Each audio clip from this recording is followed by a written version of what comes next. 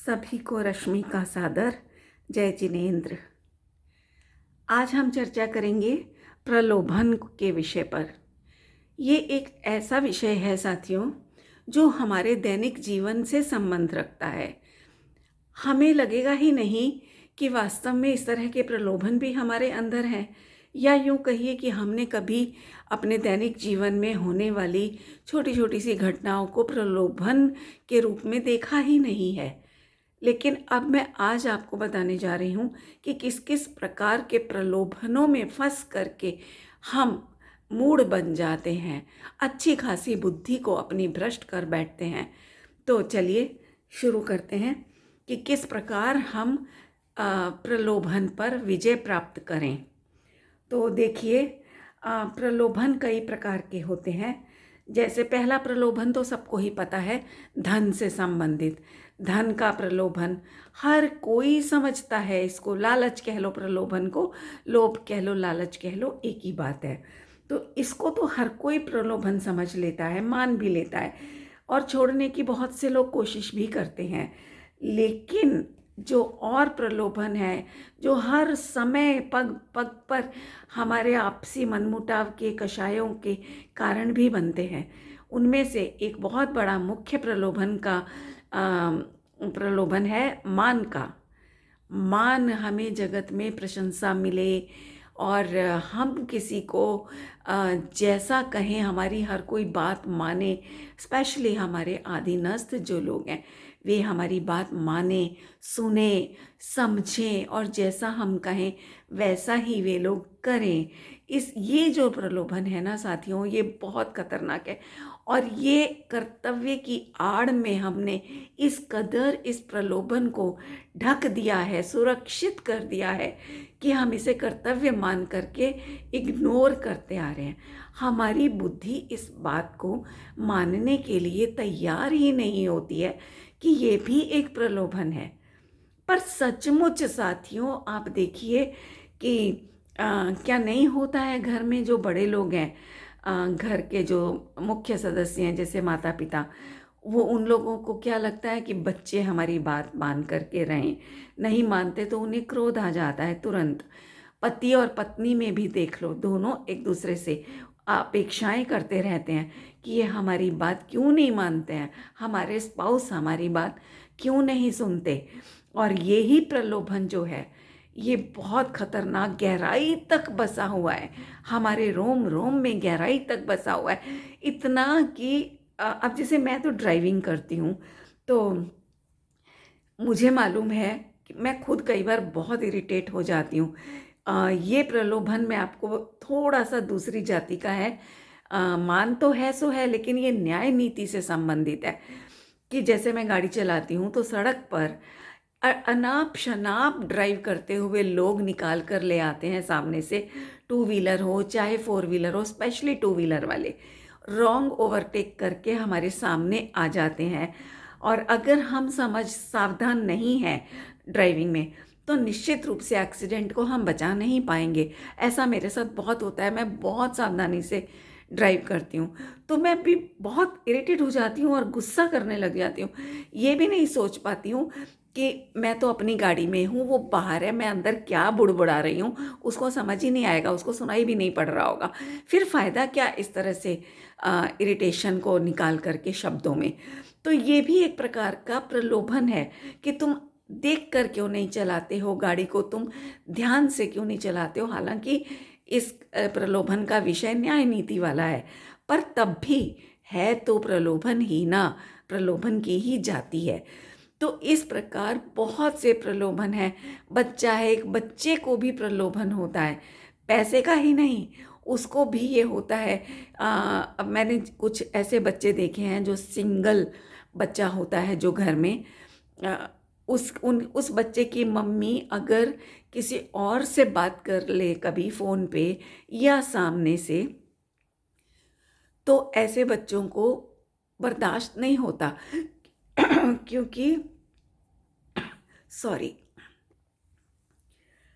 क्योंकि वो जो बच्चा होता है वो घर में सिंगल चाइल्ड होता है। तो सिंगल चाइल्ड होने के कारण सभी की, सब सदस्यों की पूरी अटेंशन उसी को मिलती है, ठीक है। तो उसको वो अटेंशन पाने की इतनी आदत पड़ जाती है, यहाँ अटेंशन को प्रलोभन के रूप में देखना, उसको इतनी आदत पड़ जाती है कि वो अपने मम्मी का किसी और डाइवर्शन, अटेंशन का डाइवर्शन बर्दाश्त नहीं कर पाता वो बच्चा, और वो किसी ना किसी बहाने से मम्मी की जिसके साथ में भी बातचीत हो रही होती है वहाँ इंटरप्शन करने पहुँच जाता है बच्चा। फिर वो बच्चे पिटाई भी खाते हैं अपनी मम्मियों से, डांट खाते हैं, नहीं मानने पर थप्पड़ तक मम्मियाँ लगा दिया करती हैं। तो इस तरह के मैंने कुछ इंसिडेंट्स देखे हैं अपने ही सर्कल में। अभी आज ही मेरी एक फ्रेंड की पोती छोटी सी 6-7 महीने की, उसकी भी मैंने ये चीज़ नोट करी। 6-7 महीने का बच्चा क्या होता है, उसको अपनी दादी का मुझसे बात करना फ़ोन पर वो नहीं सुहा रहा था, वो बार बार दादी को डिस्टर्ब कर रही थी। तो ये क्या होता है, ये बच्चे का प्रलोभन का एक प्रकार बताया कि जो छोटे से बच्चे में भी होता है और हम इस तक पहुंच नहीं पाते। और दूसरा और बताती हूँ कि रोग आ गया शरीर में, तो जो रोग आया उसको दूर करने का जो हमारा परिणाम है वो भी एक प्रलोभन है। और ये आता है, मैं ये नहीं कहूँगी कि आना गलत गलत है, बिल्कुल स्वास्थ्य के प्रति सावधानी रखना हमारा कर्तव्य बनता है, बिल्कुल आता है और सावधानी रखनी भी चाहिए हेल्थ को लेकर के। लेकिन मेरा जो विषय है वो प्रलोभन से संबंधित है सिर्फ। तो अ, अभी मैं ताज़ी घटना बताती हूँ। अभी 5 दिन पहले मेरी लोअर बैक में बहुत भयंकर पेन हुआ ऑल ऑफ सडन। सुबह सोकर उठी तो खड़ा नहीं हुआ जा रहा था, बहुत पेन था। 3 दिन तो मैं एक्यूट पेन में रही। उसके बाद उपचार किया मैंने, ऑयल मसाज की, स्टीम बाथ लिए, लोकल एरिया पर मैंने मसाज अप्लाई की और हीट अप्लाई की, जो कर सकती थी किया। क्योंकि एलोपैथिक मेडिसिन तो मैं बहुत अवॉइड करती हूँ, जब तक मेरे सर से पानी ना गुजर जाए तब तक मैं लेना पसंद नहीं करती हूँ। तो अपना मैंने नेचुरल तरीके से किया। एक्सरसाइज भी करने वाली मेरी हालत नहीं थी, तो एक्सरसाइज तो नहीं की मैंने, लेकिन ये सब कार्य मैंने किए। और उसी दौरान आज ठीक है, मेरी तबीयत बिल्कुल ख़त्म है, दर्द 90% ख़त्म हो गया। लेकिन मैंने यहाँ पर जो एक एक्सपीरियंस लिया वो भी मैं विषय संबंधित होने के कारण मैं यहाँ शेयर करना चाहूँगी।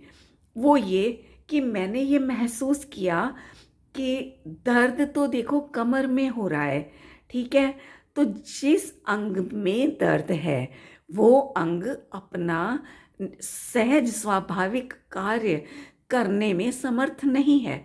कमर में दर्द होने से कमर का जो एक नेचुरल एक वो होता है नेचर, चलना फिरना, इजीली मूवमेंट्स करना, बैठना लेटना, उन सब में उसको बाधा आ रही थी। लेकिन उस सब के बीच में जो मेरा ज्ञान है, दर्शन स्वभाव है, उसको जानने देखने में कहाँ बाधा आई। यद्यपि ये प्रलोभन रहा मुझे कि मेरा दर्द खत्म हो जाए, पर उस प्रलोभन को मैंने किस प्रकार जीता। संग संग सब आ जाएगा, प्रलोभन के प्रकार भी लूँगी, उनको दूर करने का उपाय भी संग में ही आ जाएगा। कि तब मैंने ये विचार किया कि अगर मेरे ज्ञान में ये दर्द घुस गया होता तो ये ज्ञान भी तो अपनी सहज क्रिया को करने में असमर्थ हो जाता ना। जैसे कमर में दर्द है तो कमर असमर्थ है इस समय अपनी मूवमेंट्स करने में, लेकिन मेरा ज्ञान ये तो पूरा का पूरा पूरा युवापने से समर्थ है, सब कुछ ज्यों का त्यों जान रहा है कि कल मैं रात को ठीक ठाक सोई, सुबह उठी तो एकदम से इतना दर्द हो गया। फिर मैंने ये ट्रीटमेंट लिया, मैंने वो ट्रीटमेंट लिया, रेस्ट किया, खाना बंद कर दिया मैंने, सब्जियों के जूसेस पर रही, तो वो सारे विकार निकल के और अब मुझे इतना % आराम आ गया। ये सारा कुछ कौन जान रहा है बताओ? और इसके जानने में ज्ञान को क्या बाधा आई? यदि 1 सेकंड के लिए भी बाधा आई होती ना बंधुओं, तो ज्ञान इतना सब कुछ जान ही नहीं सकता था। जो मैं आज आपको बता रही हूँ, ये उसी तकलीफ के दौरान का चिंतन है। तो उस समय पर ये चिंतन चल ही नहीं पाता, क्योंकि ज्ञान में तो दर्द घुस गया होता ना। तो दर्द की वजह से ज्ञान भी असमर्थ हो जाता, कमर की ही तरह से अपने कार्य करने में। मगर नहीं, ज्ञान ने बराबर अपना कार्य किया, और आज तक याद है ज्ञान को। 5 दिन पूरे हो गए हैं आज, तब भी पूरा का पूरा चिंतन याद है ज्ञान को। इससे क्या सिद्ध होता है कि मेरे ज्ञान में कोई तकलीफ, कोई रोग प्रवेश ही नहीं कर सकता, मुझे छू भी नहीं सकता। फिर मैं क्यों उसको सोच सोच करके आकुलित हूँ कि मुझ में घुस गया, मुझे दर्द है, मुझे दर्द है। अरे कहाँ मुझे दर्द है? बस एक बार शरीर से हटा करके अपने इस उपयोग को, अपने वर्तते हुए जो ज्ञान दर्शन की एक धारा चल रही है, जानन जानन जानन पने की, उस पर फोकस करके तो देखो, तब समझ में आएगा कि कितना स्वतंत्र, कितना क्या कहना चाहिए, कितना असहाय, जो हमारे आचार्यों ने कहा है। असहाय मतलब दयनीय नहीं, असहाय मतलब जो अपने आप में इतना परिपूर्ण है कि उसे अपने कार्य को करने के लिए किसी की सहायता की आवश्यकता नहीं है।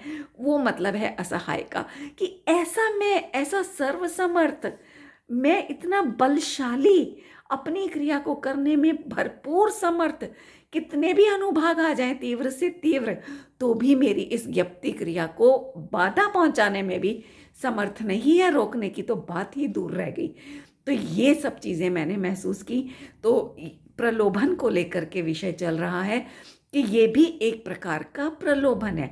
और यदि हम उसी समय पर ये सच्चा भेद ज्ञान, जो मैंने अभी आपको दृष्टांत दिया, यदि हम इस तरह के भेद ज्ञान उसी समय कर लें, बहुत पुरुषार्थ चाहिए साथियों। मैं भी कई बार बहुत ढीली हो जाती हूँ, वेदना के कारण नहीं चल पाता इतना पुरुषार्थ, मगर फिर भी कोशिश होती है कि बने जहाँ तक इसी विधि से इन कर्मों को जीता जाए। और जीतने का उपाय भी यही है, एक ही उपाय है। दूसरा 3 काल में 3 लोक में कहीं कोई उपाय है ही नहीं। तो अ, ये जब हुआ, तो सच बता रही हूँ, मुझे इतनी निर्भरता आई, और आप करके देखेंगे आपको भी आएगी निर्भरता। आप नाच उठोगे खुशी से जब ये फील करोगे, केवल क्षय उपशम में नहीं, अंदर में फील करोगे कि हाँ, वास्तव में मेरे ज्ञान दर्शन में तो कुछ घुसा ही नहीं है। कहाँ दर्द, किसको दर्द, जान ही तो रहा हूँ। जैसे दूसरे की पट्टी करती है ना नर्स, तो वो क्या उसकी वेदना को वेदन करती है? नहीं।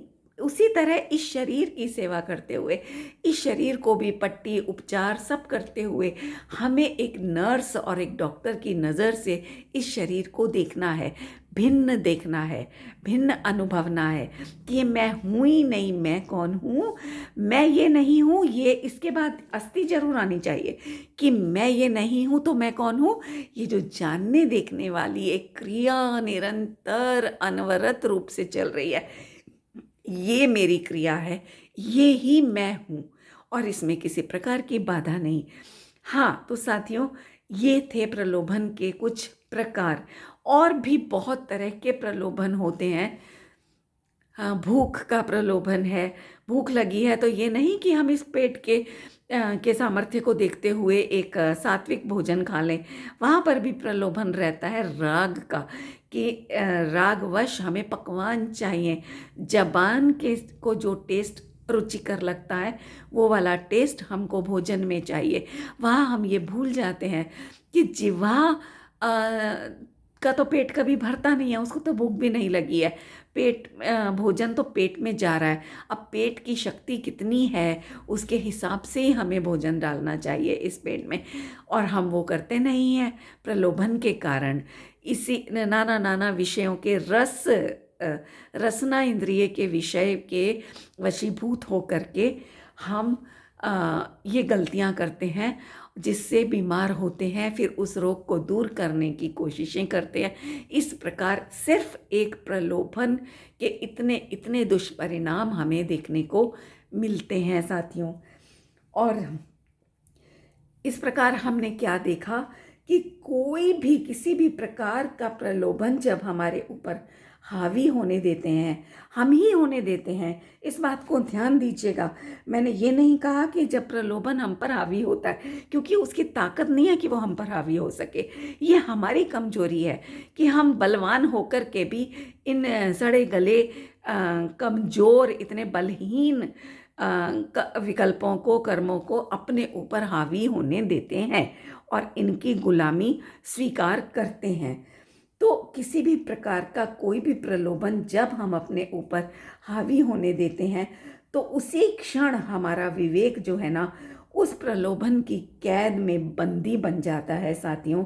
और उस कैद से छूटने के लिए प्रलोभन को दूर करना बहुत आवश्यक है, जिसके कारण वो हमें बंदी बना पाया ऐसा प्रलोभन। यदि हमें इस कैद से छूटना है, तो हमें सबसे पहले इस प्रलोभन को जीतना होगा। किसी भी प्रकार का प्रलोभन हो, बहुत प्रकार के प्रलोभन है, लेकिन बहुत लंबा वीडियो हो जाने की वजह से मैं बहुत ज़्यादा भेद प्रभेद में नहीं जाऊंगी। बाकी आप लोग भी तो अपने चिंतन में लीजिएगा ना।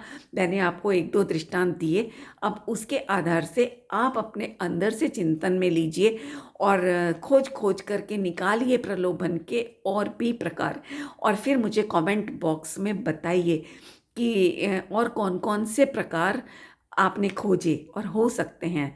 हो सकता है मुझे भी ना पता हो उस तरह के प्रकारों का, तो मुझे भी तो आपसे कुछ लाभ मिल पाए ना। मैं भी तो जानूं कि और कौन कौन से प्रकार होते हैं लोभ के। तो इसलिए ज़रूर आप चिंतन कीजिएगा, अपने अंदर खोजिएगा, ठीक है। तो ये जो प्रलोभन है, इसको दूर भगाने का एकमात्र उपाय यही है कि उस प्रलोभन के विचार को हम ना कहना सीखें, और उस असमंजस वाली कठिन जो परिस्थिति है वो उससे बाहर निकल आए हम। ना कैसे कहना है, जैसे मान लो कि अभी मैं चलो दर्द का ही एग्जाम्पल लेती हूँ, अभी ताज़ी ताज़ी घटना है।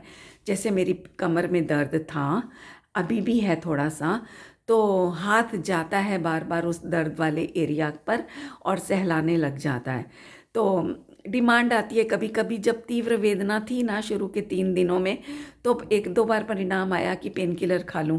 तो मैंने तुरंत उस प्रलोभन के परिणाम को, पेन किलर खाने का जो प्रलोभन था और उसके पीछे जो मूल प्रलोभन था, वो था रोग को दूर करना, दूर हो जाए किसी प्रकार। तो उसको जीतने की खातिर मैंने तुरंत विचार किया, ना, मैंने उस उदय जनित परिणाम को, पेन किलर खाने वाले परिणाम को तुरंत ना कह दिया कि ना, बिल्कुल भी नहीं मिलेगा तुझे पेन किलर। क्योंकि पेन किलर क्या करेगा साथियों, वो हमारी नसों पर आवरण डाल देगा थोड़ी देर के लिए, बेहोशी का, मदहोशी का, ठीक है। तो उसके कारण हमें वो पेन महसूस नहीं होगा, लेकिन पेन जाएगा नहीं, वो वहीं बना रहेगा। सिर्फ एक आवरण डल जाने के कारण वो हमें, जैसे एक निद्रा का आवरण आ जाता है ना, तो शरीर तो पूरा है वहाँ पर, लेकिन हम शरीर की पूरी गतिविधियों से अनभिज्ञ होते हैं, हमें कुछ होश ही नहीं होता शरीर का सोने के बाद। उसी प्रकार ये हमारी नसों को सुला देता है एक तरह से पेन किलर, और फिर हमें ऐसा लगता है कि पेन किलर से हमें आराम आ गया, फिर हम और पेन किलर खाते जाते हैं। और ये जो पेन किलर है, ये हमारे ब्लड में इस तरह मिक्स होता चला जाता है कि वो हमारी बॉडी एडिक्ट हो जाती है उन चीज़ों की, उन दवाइयों की, और फिर वो और उनसे भी ज़्यादा स्ट्रॉन्ग स्टीरोइड्स वगैरह पर की डिमांड करने लग जाती है बॉडी। तो ये इनके नुकसान होते हैं। तो मैंने ये विचार करते हुए मैंने इस मन को संबोधन दिया कि ना, बिल्कुल भी तुझे कोई पेन किलर नहीं मिलेगा। मैंने मन को कहा, बड़े प्यार से बच्चे की तरह मैंने अपने आप से बातचीत की, और मैंने उसको, मन को बोला कि हे मेरे प्रियात्मन, हे मेरे प्रिय चेतन मन, तुम देखो तो सही, तुम में कहाँ दर्द है। दर्द नाम का जो परिणमन है, वो तो वेदनीय कर्म का कार्य है, है ना? और उसका जो स्थान है दर्द रूप से जहाँ वो फ़ील करवा पा रहा है, वो कमर का एक पर्टिकुलर पॉइंट है। वहाँ पर वो उस तरह का दर्द का इफ़ेक्ट दे रहा है। जैसे 3D, 4D, 7D भी आती हैं, अभी मैंने देखी थोड़े दिन पहले 7D मूवी। तो ये जो इनमें क्या होता है साथियों, तरह-तरह के केवल एक इम्प्रेशन ही तो क्रिएट करते हैं नकली रूप से, और हम उनसे अनभिज्ञ पिक्चर देख रहे होते हैं, और अचानक से मान लो हमारे ऊपर ऐसा इम्प्रेशन डाला उन्होंने कि चूहा काट रहा है या पानी की बूंदें आ रही हैं, तो फ़ौरन हम विचलित हो जाते हैं। अरे ये क्या आ गया, चूहा काट रहा है, मैं गीली कैसे हो गई, अरे बारिश कैसे आ गई, तरह तरह के विकल्पों में हम उलझ जाते हैं। तो यही कार्य जो है ये कर्म करते हैं, ये अपने दर्द का जो वो है प्रभाव कहना चाहिए, वो एक पर्टिकुलर एरिया पर दिखाते हैं, और उसमें वो 3D 4D की तरह से वो हमें ऐसे ऐसे इम्प्रेशन क्रिएट करते हैं कि मानो ये सब कुछ हमारे ही अंदर घटित हो रहा है, और हम इसकी सच्चाई से अनभिज्ञ और अपने स्वभाव से अनभिज्ञ होने के कारण उसी को सत्य मान लेते हैं, और वैसा ही रिएक्ट करने लगते हैं जैसा मैंने अभी बोला 3D 4D मूवीज़ में बैठ कर के हम रिएक्ट करते हैं। तो ये है सारी सच्चाई। तो मैंने अपने इस मन से कहा कि तुझे तो पहली बात भूख ही नहीं लगती, ये जो भूख लगती भी है ना, ये भी कर्म के उदय का परिणाम है, दर्द है वो भी कर्म के उदय का परिणाम है, और वो कमर के एरिया में है। इसका मतलब कि जो द्रव्य कर्म ने फल दिया असाता का, वो उसने नो कर्म, मतलब शरीर रूपी पुद्गल जो है वो नो कर्म है। हमारे आचार्यों ने कहा है ना कि द्रव्य कर्म कभी भी अकेला जीव को फल देने में समर्थ हो ही नहीं सकता, है ही नहीं। वो जब भी फल देगा वो किसी ना किसी नो कर्म को आश्रय करके ही देगा। ठीक है, तो अब उसने असाता का उदय आया, तो उसने ये जो कमर नाम का नो कर्म है, वहाँ पर अपने उस दर्द की अनुभूति का विस्तार कर दिया। तो उसमें उसने मुझे भ्रमित किया, साथ बैठे हुए मोहिनी कर्म ने उसमें मुझे दर्द हो रहा है इस तरह की फीलिंग्स क्रिएट कर दी, और मैं अपने स्वभाव को भूलने के कारण वैसा ही मान बैठी। तो ये चीज़ मैंने उसे समझाई कि तुझे ना तो दर्द होता है, तुझे ना तो भूख लगती है, तो फिर तू क्यों इस राग के विषयों पे भागता है कि मुझे तो यही खाना है, मुझे साथ में मीठा भी चाहिए, मुझे साथ में ये भी चाहिए, वो भी चाहिए। क्यों चाहिए? जाना तो पेट में है, और पेट के प्रतिकूल भोजन अगर मैं तेरी डिमांड पर दे भी दूं तो पहली बार तो ये मेरा स्वास्थ्य खराब होगा, ये पेट खराब होगा, और तू तो यूं का यूं और नई नई इच्छाएं लेकर के जवान का जवान बना रहेगा। तुझे तो मैंने आज तक रोगी देखा ही नहीं। अगर तुझे रोग है तो सिर्फ इतना कि तू नए नए तरह के विकल्प करता रहता है, इतना ही तुझे रोग है। तो मैं अब तेरे इन विकल्पों की पूर्ति करने वाली नहीं हूँ। तुझे जो करना है कर, मैं जिस तरीके से इलाज करूँगी वही तुझे पसंद आता है तो ठीक, नहीं आता है तो ठीक, लेकिन तेरी इच्छा पूरी नहीं होगी। आप मानोगे साथियों, इतना विचार करने भर की देरी थी कि सारे के सारे विकल्प शांत हो गए। आप भी कर सकते हो, और आप में ही ताकत है। कर क्या सकते हो, आप ही करोगे। तो आप भी इस तरह से कीजिए। हाँ, तो मैं क्या कह रही थी कि हम अपने विवेक को कुंठित कर देते हैं, और उस विवेक को खड़ा करने के लिए, वापस उस प्रलोभन से बचने के लिए हमें इन विकल्पों को मना करना पड़ेगा कि तुम्हारी डिमांड करी हुई चीज़ें तुम्हें नहीं दी जाएंगी। हमारे जैसे एक जिद्दी बच्चे को कहते हैं ना हम कि नहीं खाना है तो यही खाना है, नहीं तो जा भूखा रहे। तो बच्चा थोड़ी देर में जब तेज भूख लगती है तो अपने आप सीधा होके खा लेता है। तो वही चीज़ हमें यहाँ अपने मन के साथ करनी है। तो इस प्रकार जब हम करेंगे तो हमारे को जो असमंजस खड़ी करने वाले विकल्प है ना, ऐसी कठिन परिस्थितियों से हम सहज रूप से बाहर निकल आएंगे साथियों। और फिर कुछ ही देर में हम पाएंगे कि हमारी शांति और विवेक सचमुच वापस लौट आए हैं। बस अब आराम से बैठकर शांत चित्त होकर अपनी वर्तमान परिस्थिति पर विचार करें, लेकिन ऐसे में तर्कों का आधार सहारा लेना बिल्कुल मत भूलना साथियों। ऐसा नहीं कि तर्क और तर्कों का आधार क्या है पता है? जिन आगम में जो सिद्धांत बताए हैं, शाश्वत वस्तु स्वरूप के को प्रतिपादित करने वाले जो सिद्धांत हैं, उनको मैं तर्क कह रही हूँ यहाँ पर। उनका आश्रय लेना और फिर विचार करना, जैसे है ना, एक द्रव्य दूसरे द्रव्य का कुछ नहीं कर सकता, ये एक सिद्धांत हो गया। ठीक है, अब इसको हम कैसे तर्क में लेंगे कि वहाँ ये विचार करो कि मैंने इसके साथ इतना उपाय कर डाला, लेकिन ये तो ठीक होने का नाम नहीं ले रहा।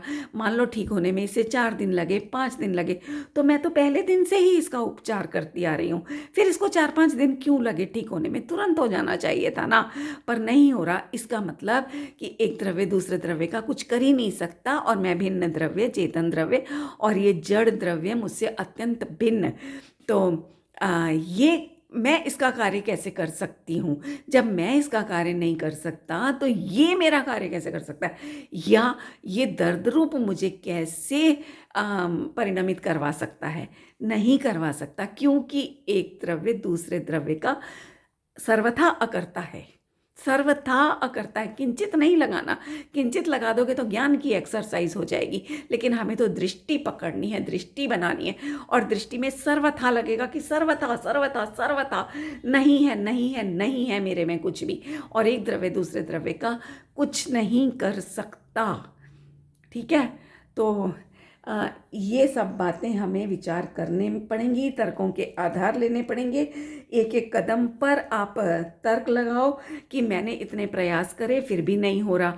रोटी बना रहे हैं, मान लो अब मैंने जैसे तकलीफ़ में, दर्द में, जब मैंने मेरे हस्बैंड के लिए चपातियाँ बनाई, तो हर बार की तरह फूली फूली और वैसी बढ़िया वाली रोटियाँ नहीं बन पाई, क्योंकि खड़ा नहीं हुआ जा रहा था ठीक से।